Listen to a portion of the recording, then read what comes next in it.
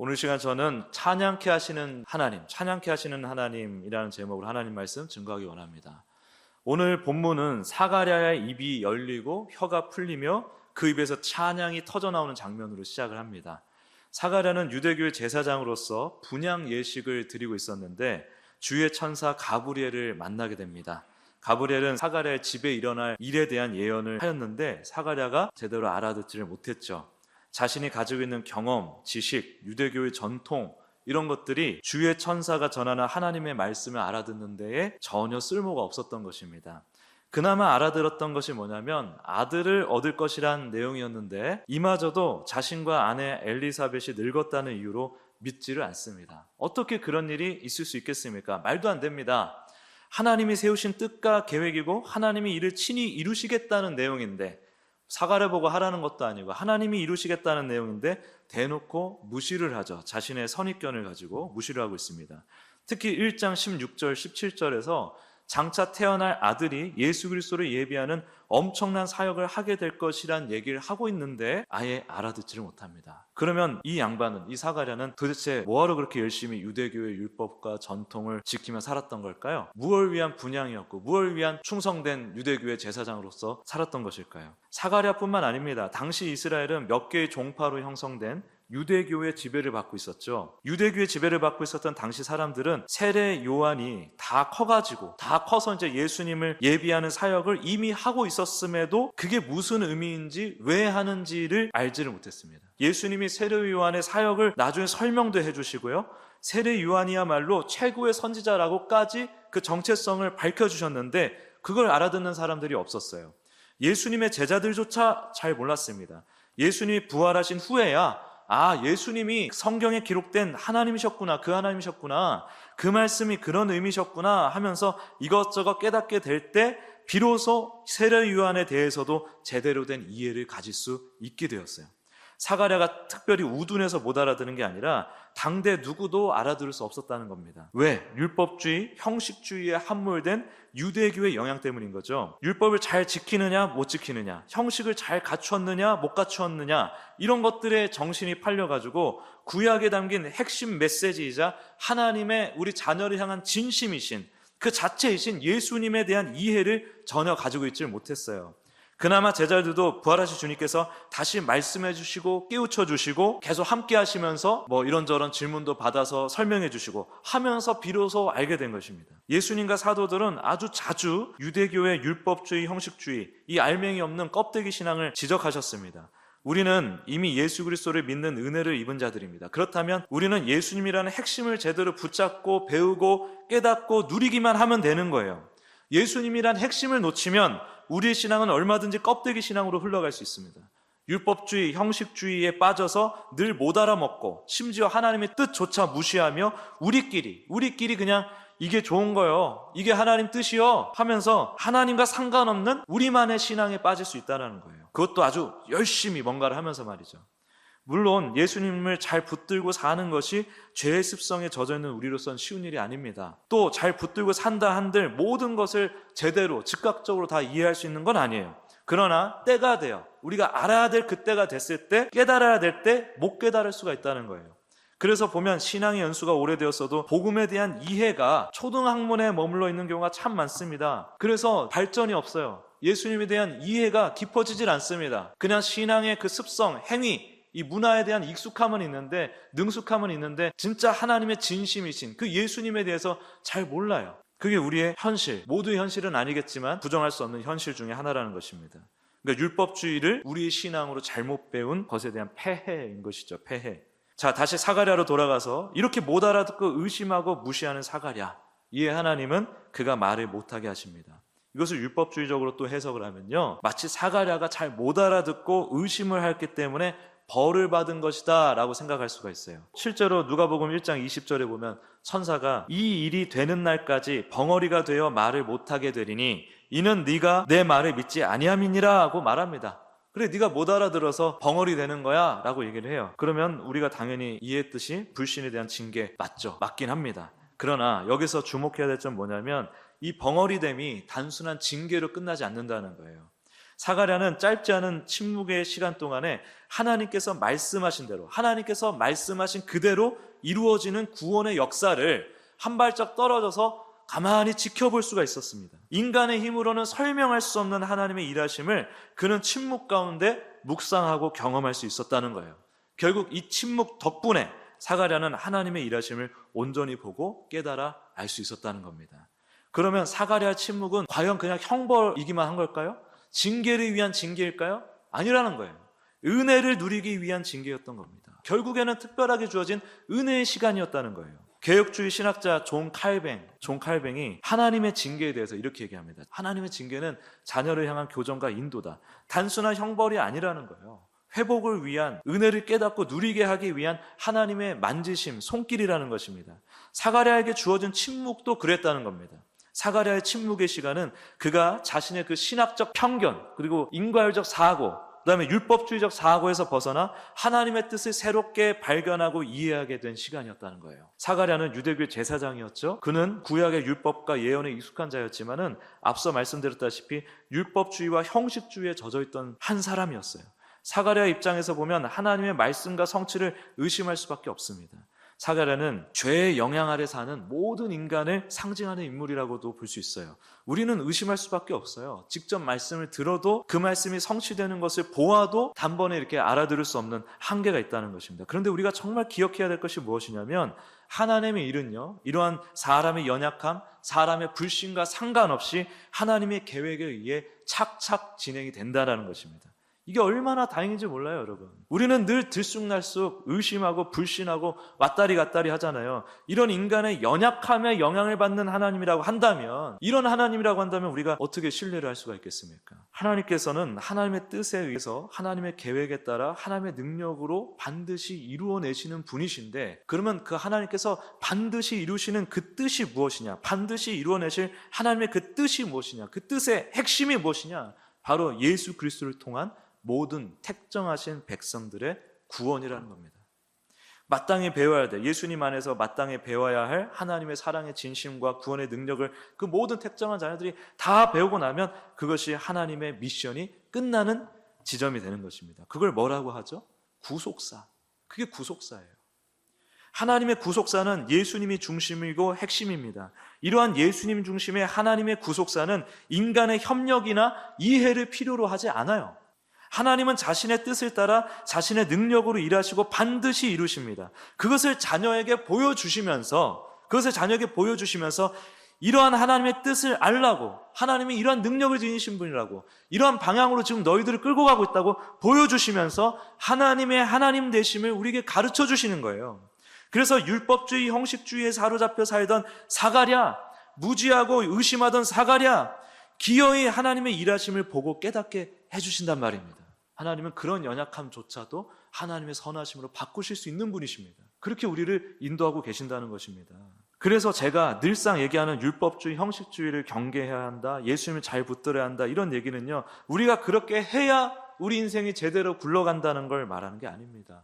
그것은 그런 식으로 우리의 노력과 열심에 의해서 하나님의 역사가 바뀌고 우리 삶이 변화된다, 그런 접근이 아니라 이미 주님께서 우리에게 다 주셨단 말이에요. 이 교회를 통해서 다 말씀하시고 이 성령님의 역사와 말씀의 이해를 통해서 그 예수 그리스도에 대한 그 깨달음을 우리에게 이미 주셨어요. 이미 배우고 확신하고 있는 복음이 분명히 있는데, 우리가 율법주의, 형식주의에 다시 빠져버리면 그 복음이 혼탁해진단 말입니다. 혼탁해져요. 스스로 가라지를 마구 막 심는 것과 다름없는 일이에요. 그거 하지 말라는 것입니다. 하나님이 이미 주신 은혜의 복음에 왜 자꾸 불순물을 섞으려 하느냐, 이 얘기를 제가 하는 거예요. 이미 엄청 또 섞어놨어요. 그거 걸러내자는 겁니다. 이해되시죠? 이걸 잘 분별하시기 바랍니다. 누가복음 1장 64절에서 아기 요한이 태어나고 이름을 짓는 순간에 사가랴의 입이 비로소 열리고 혀가 풀리고 그가 곧장 하나님의 찬양을 하죠. 하나님의 말씀이 하나도 빠짐없이 이루어졌음을 다 봤어요. 다 들었어요. 그는 더 이상 자신의 이성과 전통, 유대교의 그런 상식, 기준에 기대지 않습니다. 율법주의에 기대지 않습니다. 오직 말씀의 성취 앞에 놀라고 반응하는 거죠. 그냥 감격하고 찬양하고 있죠. 침묵의 시간 동안 속으로 얼마나 답답했겠어요. 말을 못하니까. 뭐 하나 딱 보고 깨달을 때마다 와, 야, 와 하는데 말을 못해. 얼마나 감동을 했겠어요. 그러니까 입이 터지자마자 불이 듯한 그 쌓여있는 감격을 막 찬양으로 표출해버리는 거예요. 만약에 하나님께서 조금만 며칠만 입 터지는 걸 늦추셨어도 얼마나 속이 터졌을까. 저는 그 생각을 해봅니다. 답답해 죽었을 겁니다. 엘리사벳이 우리 아들 이름 요한이라 할 거야. 근데 사람들이 놀라가지고 아직 말을 못하는 사가랴에게 물어봅니다. 어떻게 썼을까요? 그 답답한, 이미 다 봤어요. 감동이 막 차 있어요. 그러니까 막 이름도 요한 이렇게 썼겠죠. 반드시 요한으로 지어야 돼. 사가랴의 찬양은요, 지금 여기 나와 있는 이 놀라운 찬양은 순전히 하나님의 일하심에 의한 것입니다. 내가 이때 찬양해야지 라는 사가랴의 결단이 아니었어요. 하나님의 은혜를 입어서 찬양을 하게 된 것입니다. 우리는 종종 하나님의 말씀을 들을 때 어떻게 해야 하지? 내가 이걸 감당할 수 있을까라는 질문을 먼저 던집니다. 그러나 성경은 반복해서 우리에게 계속 강조를 하는 부분이 하나님은 우리에게 사실 뭘 요구하지 않는다는 거예요.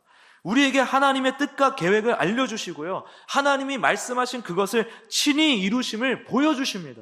하나님의 말씀은요, 하나님의 이 기록된 말씀은 하나님이 이루신 일, 이루어 가시는 일을 우리에게 선포해 주시는 선언이에요. 내가 이렇게 하리라. 너는 봐라. 깨닫고 반응하라. 어떤 반응이겠어요? 이걸 다 깨달으면 우리가 하나님을 더 미워하겠습니까? 멀리하겠습니까? 찬양하지 않을 수가 없죠. 사랑하지 않을 수가 없죠. 하나님의 일하심을 봤는데 어떻게 그렇게 반응을 안 할 수가 있습니까? 하나님이 그 얘기하는 겁니다. 늘상 우리가 하는 말, 나 좀 봐라, 짜잔, 이거 하고 싶은데 우리는 늘상 하나님 앞에서 나 좀 보세요, 짜잔 이러고 있단 말이에요. 그러니까 온통 내 할 일, 내가 얼마나 잘했나 못했나 이런 것만 따지고 있으니까 하나님이 답답한 거죠. 뭐하냐 도대체, 나 좀 봐라, 나 좀 봐. 그거를 제대로 알려주기 위해서 그 모든 계시의 완성과 집약체로서 예수 그리스도가 친히 우리에게 오셨고, 그것을 증명하기 위해서, 증거하기 위해서 성령님이 우리와 함께 하시며 이 말씀을 지금도 조명하여 주시고, 저 같은 부족한 종을 통해서도 이 말씀 지금 하고 있는데도 못 알아듣고 자꾸 내가 어떻게 하고 있지? 나 100점짜리인가 70점짜리인가 이러고 있단 말이죠. 70점짜리면 어때요? 10점짜리면 어떠냐고요? 마이너스면 어때요? 상관없어요. 하나님이 우리에게 원하는 건 하나님 보라 이 얘기입니다. 그래야 하나님에 대한 깊은 이해와 감탄과 통찰을 얻는 거예요. 예수님을 주목해야만. 사가랴 찬양도 보세요. 단순한 기쁨의 표현이 아닙니다. 사가랴는 구약에 예언된 구원자 메시아가 이제 드디어 이 땅에 오셨음을 비로소 깨달았습니다. 그래서 깨달은 은혜를 입은 자로서 내놓고 있는 이 찬양은 어떤 경험과 전통과 지식으로는 설명할 수가 없어요.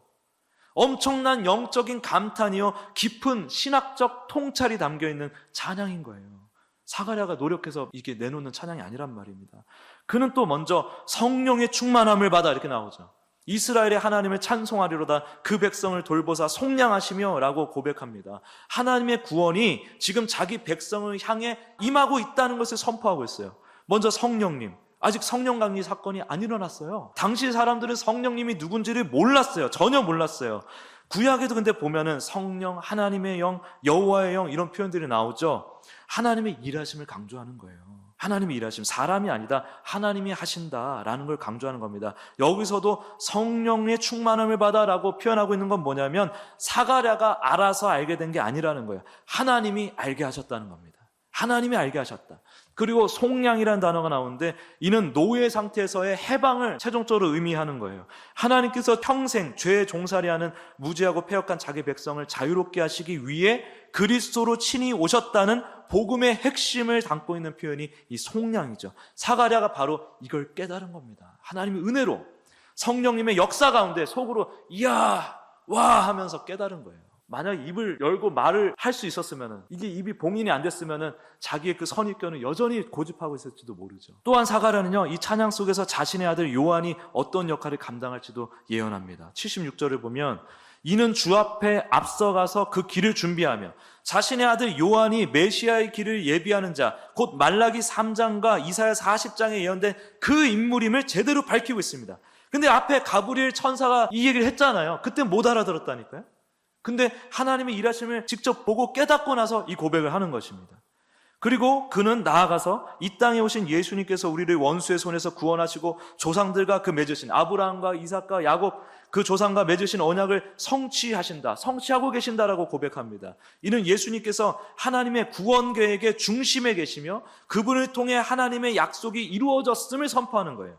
결국 사가랴의 찬양은 단순한 감정의 폭발이 아니라 예수님 중심의 하나님 말씀과 예수님 중심의 구속사의 흐름을 제대로 보고 깨달은 자의 자연스러운 응답이자 반응이었다는 거예요. 얼마 전까지 초등학생이었는데 성령님의 일하심, 하나님의 일하심을 보고 나니까, 예수님을 통해서 깨닫고 나니까 갑자기 그리스도인의 장성한 분량에 이르게 된 거예요. 하나님은 우리를 위해 일하시는 분이에요, 여러분. 복음은 인간에게 어떤 위대한 의무나 헌신을 요구하는 게 아니에요. 세상 종교랑 완전 다른 것입니다. 세상은 얼마나 요구를 합니까? 못 살게 굴잖아요. 요구하는 거예요, 그런 헌신을. 근데 우리 복음은 그런 게 아니에요. 하나님이 다 해놓으시고 우리를 다만 초대하시는 겁니다. 다만 우리를 위해서 무엇을 하셨는지를 가르쳐 주세요. 선포합니다. 나를 봐라. 그리고 우리가 해야 할 가장 중요한 일이 뭐라고요?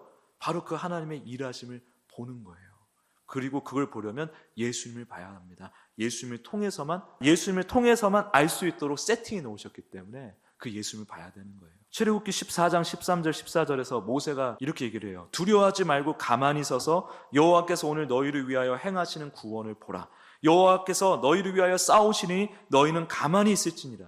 우리가 믿는 기독교 신앙은 주님의 일하심을 보면 찬양하게 되어 있고, 그러니까 찬양하게 되어 있고, 또 찬양하면서 감사하게 되어 있는 것. 그게 우리 기독교 신앙입니다. 우리가 예수님의 구속의 역사를 바로 이해할 때 하나님께서 지금도 여전히 우리 삶 가운데 일하고 계심을 볼 수 있게 되는 거고요. 그러면 우리의 입에서는 찬양이 터져 나올 수밖에 없습니다. 그 찬양은 억지로 만들어내는 게 아닙니다. 주님의 일하심을 목격하고 깨달은 자의 내면에서 자연스럽게 흘러나오는 것입니다. 그래서 가만히 보면 인생의 어둠 속에서 그런 찬양이 터져나올 때가 있죠. 어쩌면 진정한 찬양이란 내가 무너지고 죽는 그 시간, 하나님의 일하심, 예수 그리스도의 십자가 부활이 선명히 보이게 되는 그 자리에서 우러나올 수 있는 것인지도 모르겠습니다. 사랑하는 성도 여러분, 사가랴의 이야기는 우리에게도 동일하게 적용됩니다. 우리도 때로는 하나님의 말씀을 이해하지 못하고 의심하며 침묵 속에 있을 때가 있죠. 그러나 예수님께서는 그런 우리를 포기하지 않으시고 우리에게 복음을 계속해서 들려주시고 말씀을 주시고 그 말씀이 삶 속에서 실제로 어떻게 이루어지는지를 직접 보여주시는 분이세요. 때로는 우리의 말문을 막으셔서라도 그 일하심을 똑똑히 보게 하십니다. 그래서 결국 우리로 하여금 주님을 마음껏 찬양하게 하십니다. 하나님은 단지 말씀하시는 분이 아니라 말씀하신 대로 이루시는 분이시라는 사실을 기억하며 우리에게 오신 예수님을 믿음으로 바라보시길 바랍니다. 주님의 손길을 조용히 한번 묵상해 보십시오. 나를 지금까지 이끌어 주신 하나님, 어디로 과연 이끌까요? 그리고 사가랴처럼 찬양할 수 있기를 바랍니다. 우리의 찬양은 예수님께서 우리의 삶 속에서 일하신 결과예요. 뭔가 얻어내기 위한 인풋이 아닙니다. 믿음은 인풋이 아니에요. 하나님의 일하심의 결과가 지금 나의 믿음입니다. 찬양도 마찬가지죠. 하나님의 일하심의 결과가 지금 나의 찬양이 되어야 되는 거예요. 그분의 은혜에 대한 자연스러운 반응으로서 찬양을 해야지, 안 하면 혼날까 봐, 하면 뭐 더 좋은 거 주실까 봐, 이건 찬양이 아닙니다. 이러한 찬양의 진수를 누리기 원해요. 이런 찬양의 진수를 누리는 우리 모든 복된 성도님들 다 되시길 예수 그리스도의 이름으로 축복합니다.